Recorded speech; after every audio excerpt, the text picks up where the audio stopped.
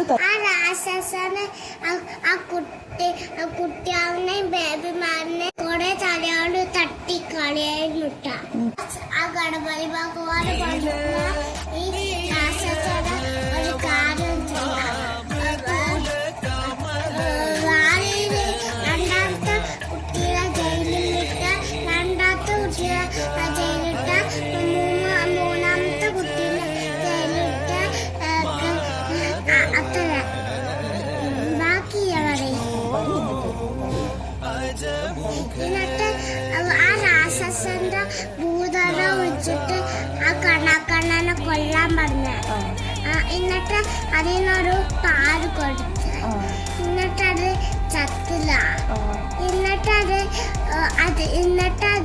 എന്നിട്ട് ആ കണ്ണ രാക്ഷസനെ കടിച്ച അത്ര. എന്നിട്ട് കടിച്ചിട്ട് ദൂരെ പോയി